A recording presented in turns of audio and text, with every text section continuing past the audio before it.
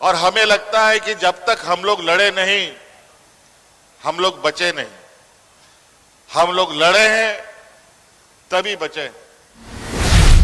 हमें गर्व होना चाहिए कि हम लोग ऐसे वीर सपूतों के वंशज हैं जिन्होंने कभी हार नहीं मानी। हम लोगों ने संकल्प लिया है कि खरसवां शहीद के परिवारों को भी खोज खोज करके सम्मान देने का काम करें। और हमारा प्रयास होगा कि अगला साल के शहीद दिवस आते आते उन सभी शहीदों को ढूंढ के निकालने का काम किया जाए। आज के दिन में सोलर पैनल के माध्यम से अपने खेतों में सोलर पैनल लगाइए और बिजली बेचिए। सरकार को बिजली खरीदने के लिए सरकार तैयार है।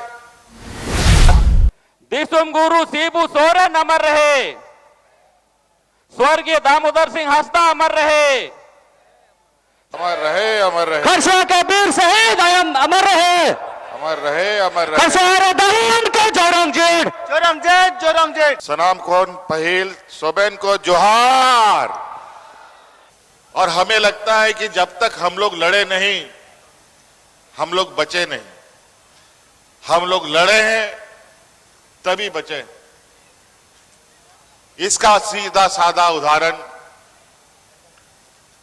आज ये खरसवां शहीद दिवस है। पूर्व वक्ताओं ने बहुत बातें कही और हर बार वही बात हम मंचों से कहते हैं। हमें गर्व होना चाहिए कि हम लोग ऐसे वीर सपूतों के वंशज हैं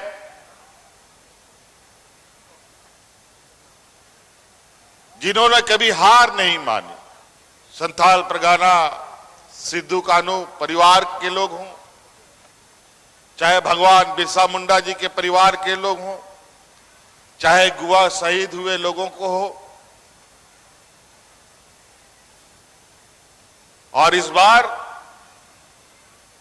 हम लोगों ने संकल्प लिया है कि खरसवां शहीद के परिवारों को भी खोज खोज करके सम्मान देने का काम करें। मसौदा तैयार हो चुका है। हमारे पास कुछ दिन पहले ही खरसवां शहीद परिवार को चिन्हने के लिए कैसे इसका चिन्हितीकरण होगा उसका मसौदा आया है। हमने उसको रखा अपने पास है कि पहले हमको समझना होगा, क्योंकि पदाधिकारी या और भी लोग हमारी भावना, हम किस तरीके से इस काम को करेंगे, कैसे मंजिल तक इसको पहुंचाएंगे, जब तक इस पर हम आश्वस्त ना हो इस पर अभी मोहर नहीं लगाएंगे। न्यायिक प्रक्रिया के तहत आगे बढ़ेगा। रिटायर्ड जज इसमें होंगे, पदाधिकारी होंगे।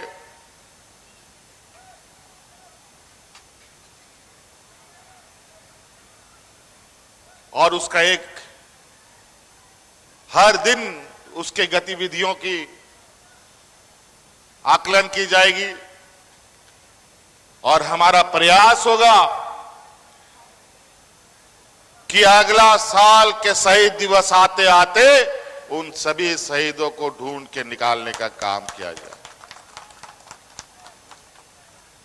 आज हम लोगों ने पेशा कानून भी अब आम जनों के लिए समर्पित कर दिया है, ताकि हमारा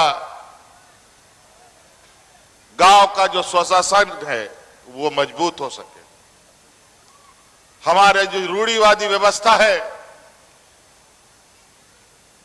वो मजबूत हो सके, हमारा ग्राम सभा मजबूत हो सके।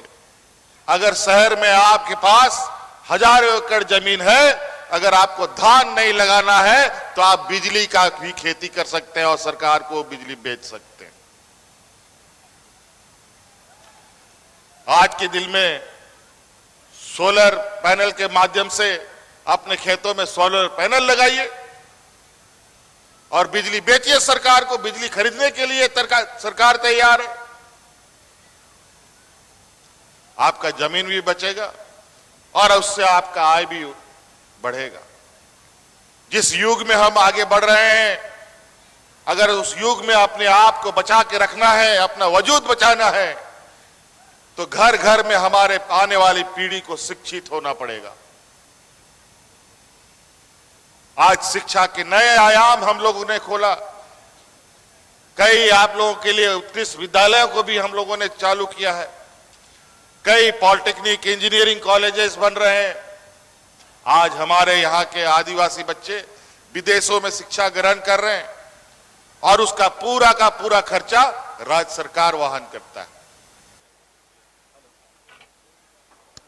हेलो, प्रोग्राम के समाप्ति पे हम पहुंचे हुए हैं। उससे पहले हम समिति के धन्यवाद